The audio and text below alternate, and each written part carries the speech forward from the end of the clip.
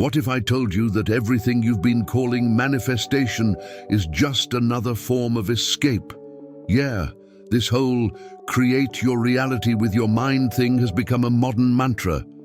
But what almost no one tells you is that most of the time, this process is being driven by the ego, not your true self. People overload themselves with techniques, affirmations, visualizations, writing the same thing 33 times for 3 days straight and still feel empty. Because the root of the problem isn't what you're trying to attract. It's why you believe you're not worthy of it in the first place. Carl Jung wouldn't teach you how to manifest a car, a relationship, or a new job. He would invite you to dive into the parts of yourself you reject, to listen to what your shadow whispers when everything goes quiet. And maybe, just maybe, the universe isn't ignoring your requests. Maybe it's waiting for you to remember who is asking. Because once you truly remember, it's no longer about attracting. It's about vibrating, about stepping into an inner space that was never lost, only forgotten. And that's why nothing seems to work, because you're trying to create a version of yourself that isn't really you. You're forcing a reality your emotional foundation can't yet hold. But that can change, and it will change the moment you stop chasing miracles and start listening to yourself. What you're looking for isn't out there. It's deep inside. In that place you've spent a lifetime avoiding, and in this video we're going there together, not to hand you some ready-made formula, but to help you remember what's always been with you, even in the moments you felt most lost. What you're calling manifestation is disguised control. Some people think they're manifesting, but in reality, they're choking the natural flow of life with a never-ending list of demands disguised as intentions.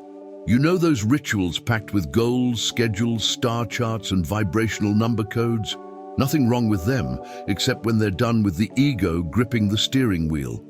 The desire no longer comes from the heart. It's born from anxiety. It's not about co-creating with the universe. It's about trying to force the universe to obey. Carl Jung once said that anything we try to control intensely ends up controlling us. And that's the illusion. People think they're manifesting when they're actually resisting surrender, manifesting with fear, with urgency, with the belief that if it doesn't happen their way, it's worthless. That's not spirituality. It's soul-level desperation dressed up as positivity. And that confusion, totally understandable. We live in a culture where control is equated with safety, where the more we plan, the more spiritual we seem to be. But real spirituality, the kind that hits deep, starts when we stop asking and start listening. There's a huge difference between stating an intention and suffocating a possibility. Someone who writes, "I want a love that loves me every day," might actually be saying energetically, "No one's ever truly loved me, and I desperately need to prove otherwise."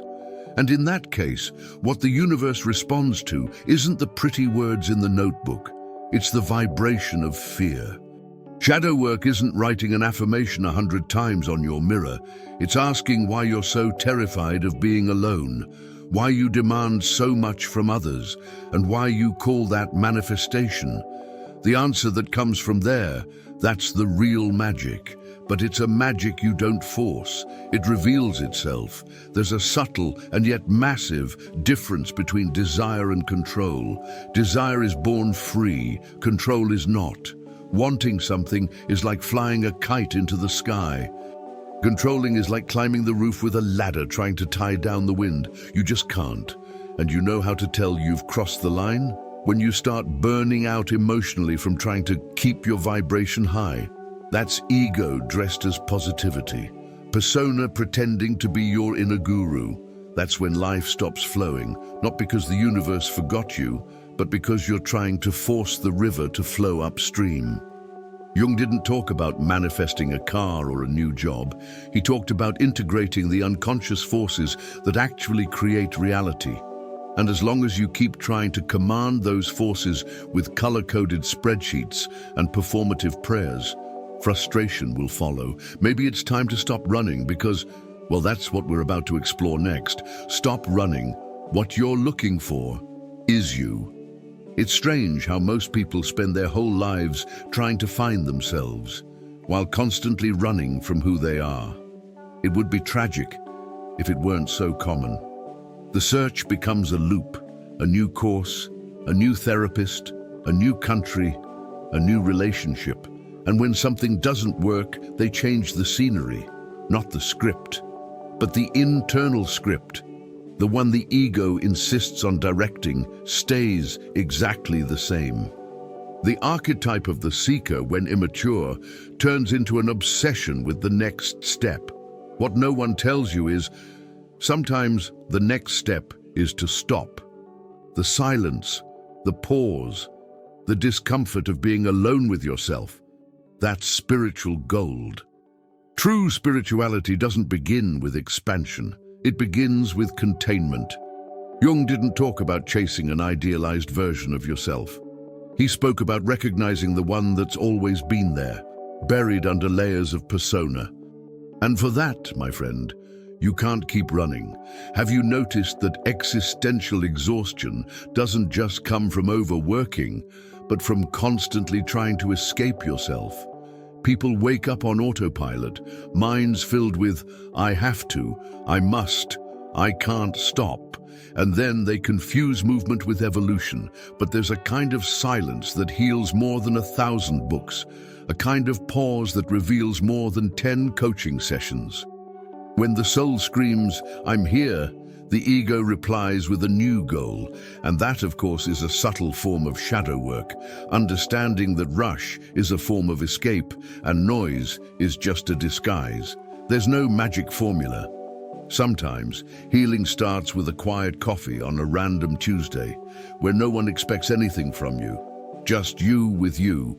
No mask, no hurry, no performance. Sounds too simple, right? That's exactly why it's so powerful. And the craziest part, when you finally stop, what you've been searching for starts to find you, because the self isn't an idea you have to chase. It's a home you need to remember, and it doesn't shout. It whispers, in the breath between two thoughts, in the unease of an undistracted afternoon. That's when it shows up, and when it does, everything changes. But not like a dramatic movie scene. It changes in how you see life, in the softness of your gaze, in the absence of needing approval. And this reunion is so quiet, the ego doesn't even notice what happened. It just goes quiet for the first time, and then something new begins to take root, something that doesn't need to be proven or validated, something that, ironically, only blooms when you let go. And that's exactly what we're going to talk about next. Detachment is a revelation, not a defeat. Many people see detachment as a punishment, as if letting go meant you failed. But in truth, detachment is clarity. It's when the soul, tired of carrying what was never hers, simply puts it down. No drama, no long social media post. She lets go because she understood, because she saw, because she freed herself from the illusion that holding on tighter would bring safety. Carl Jung once said, what you do not confront in yourself will appear in your life as fate. And often that fate is exactly the thing you're clinging to out of fear of losing it. The ego shouts, don't let go. The soul whispers, trust. And somewhere in the silence between those voices, we learn that detachment doesn't mean you stop loving. It means you love enough to let what's true stay by choice, not obligation. Detachment is realizing that control creates prisons, but love creates space. It's the difference between holding someone's hand and chaining them to your emotional neediness. Some say, but if I let go, I'll lose it. And I ask, lose what? Your illusion of control, your idealized version of the other or of yourself. Detachment isn't disconnection, it's presence with discernment. That's when spirituality finally matures. And you see it in the small things. Walking away from a relationship that no longer resonates, releasing the fixation on a dream job, stopping the exhausting need to be understood by those still spiritually asleep.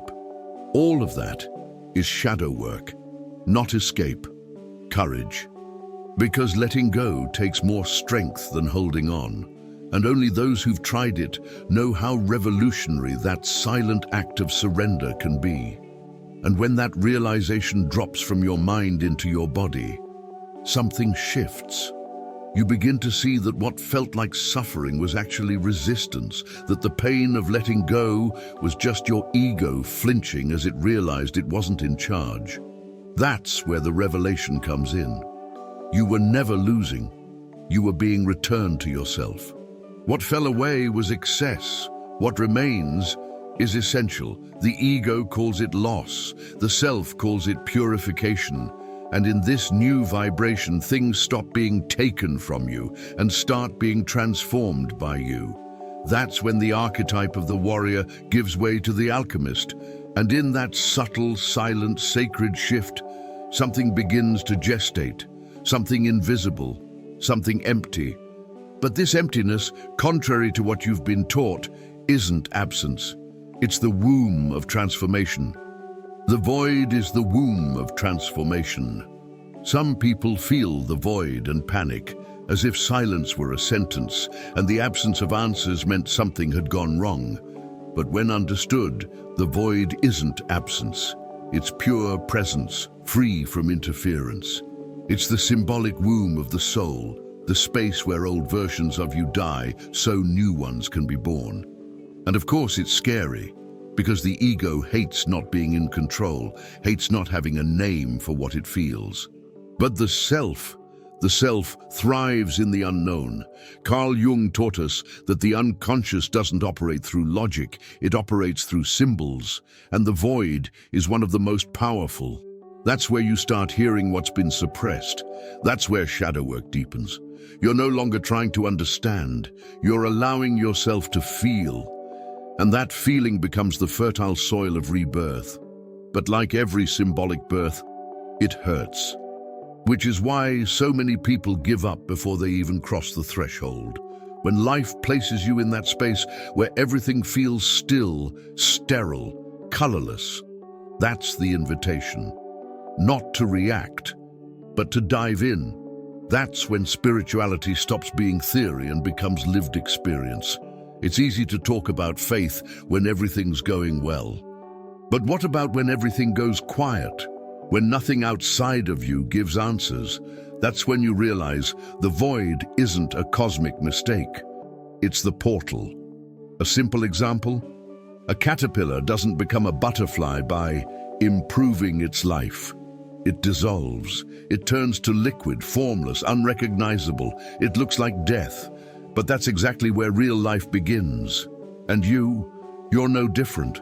Sometimes the best thing that can happen is everything losing meaning. Because only when the ego loses its references can the self take the wheel. And that internal space, often painful, is where the soul starts to restructure itself, where persona fades and authenticity begins to emerge, even if just barely. You start to realize what you thought was depression might have just been a call to go deeper, that what you saw as stagnation was actually preparation, and at that point, everything you thought you needed to chase starts to dissolve. Because real power doesn't come from achieving, it comes from being able to sit in silence without losing yourself. It's in that symbolic darkness that intuition blossoms, that the shadow shows up, that healing begins. But be careful. The ego might try to turn that void into a new spiritual goal, and then the obsession starts all over again. And that's where the next step comes in. Integrate, don't obsess. Integrate, don't obsess. Spiritual obsession is the new addiction of our era. Only now, it comes wrapped in incense, crystals, and pretty quotes on your feed. People think they're evolving, when they're really just building a new prison with more enlightened decor. They don't want to integrate their shadow, they want to eliminate it. They don't want to acknowledge their ego, they want to pretend it doesn't exist. But what true spirituality proposes, grounded in Carl Jung's teachings, is integration, looking at every part of yourself without rejection. Light without shadow is just appearance. Love without acceptance becomes pressure. And self-knowledge without humility turns into arrogance disguised as awareness. To integrate is to recognize that trauma, fear, jealousy, anger, they're all parts of you. Not to identify with them, but to embrace, understand, and transform them. Obsession, on the other hand, is when the search becomes a compulsion. The person wakes up and goes to sleep thinking, what else do I need to heal? And when asked too often, that question becomes a poison disguised as progress. You're not here to fix yourself. You're here to remember who you are, despite the wounds. The individuation process requires stillness, not haste, presence, not urgency. When the ego masquerades as the seeker, it wants results. When the self emerges, it just wants truth. A simple way to tell if you're integrating or obsessing: when you look in the mirror, do you feel compassion or criticism? When you make a mistake, do you offer kindness or punishment?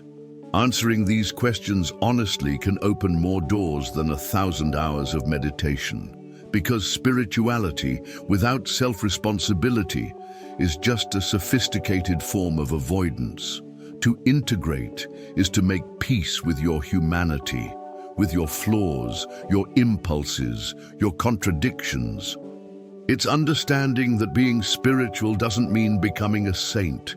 It means learning to live with the chaos without becoming it. It's embracing the archetype of the wounded healer, not one who heals to feel worthy, but one who can heal because they've learned to live with their own pain. That changes everything, because when you integrate, you become whole. And when you're whole, you don't need to prove anything.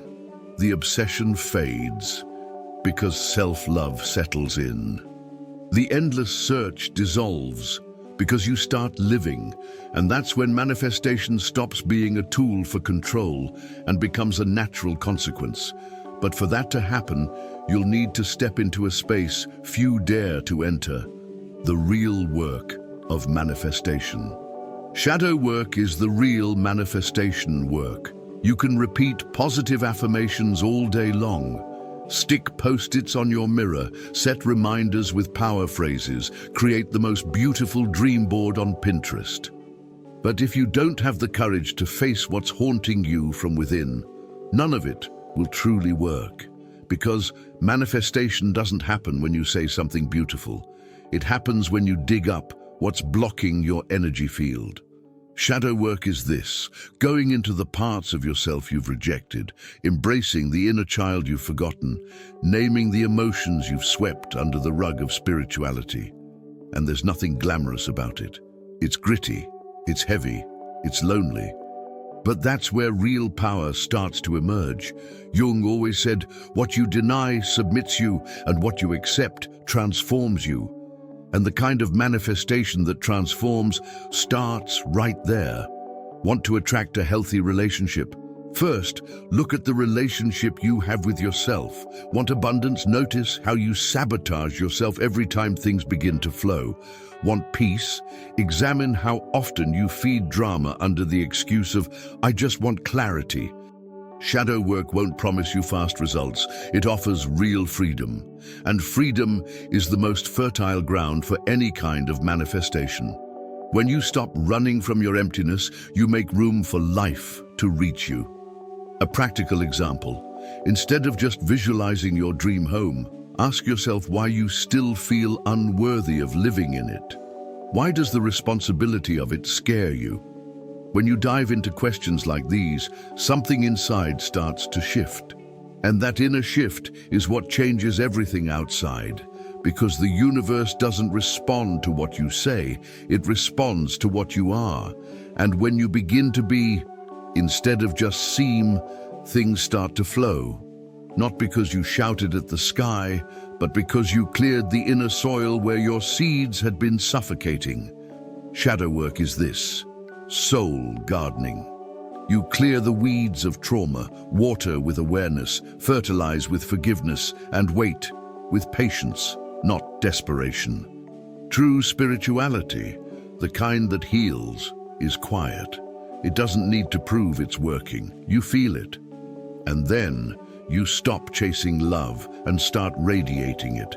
You stop begging for recognition and start living with integrity. And that's the moment things begin to arrive, not as rewards for good behavior, but as reflections of your truth.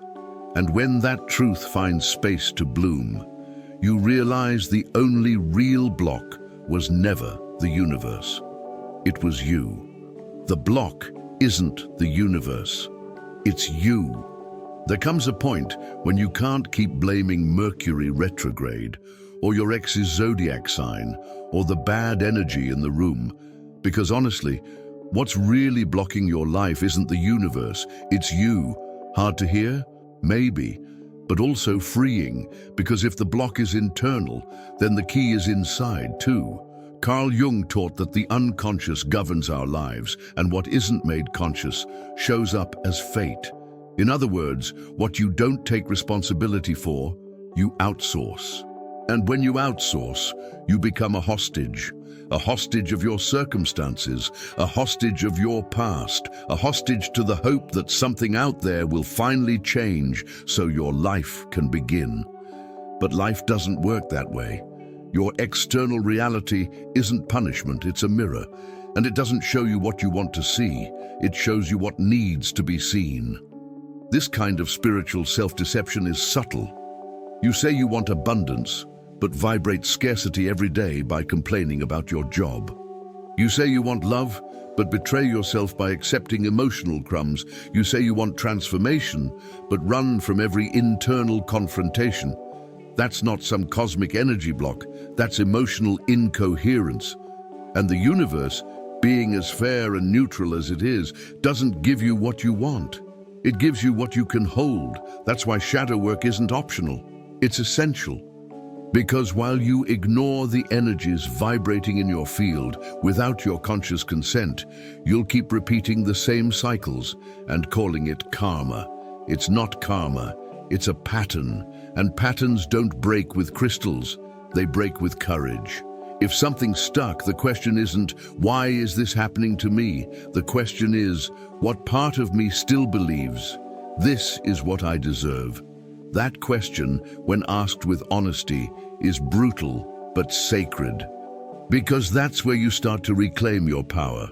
Not the power to control everything, but the power to choose with presence. The creator archetype doesn't operate from panic, it operates from truth. And truth doesn't manifest through haste, it manifests through coherence. When you begin to align your intention with your energy, your words with your actions, your promises with your posture, the universe responds. Because it always has. The question is, were you listening, or were you too busy trying to force an answer? The block wasn't punishment, it was a reminder. You've been asking for a level of life. Your current frequency still can't sustain, but now that you know this, everything changes. Because that's when manifestation stops being a desire and becomes a reminder. You're not manifesting, you're remembering. At the core, you're not creating a new reality. You're remembering who you've always been before the fear, the guilt, the rejection, and the conditioning. Manifestation isn't a technology you learn. It's a memory you access. When you desire something with a clear heart, without obsession, without pressure, the universe doesn't hand you something new. It returns a part of you that had been forgotten. Carl Jung called this individuation, the process of gathering the scattered pieces of your soul, lost to pain, to trauma, to time. And when those pieces realign, what happens outside is just a reflection. You didn't manifest, you remembered. And that memory is so powerful, it shifts the world around you, effortlessly, quietly, without warning, like waking up from a dream and realizing you were already home. That's why shadow work is the true path to manifestation.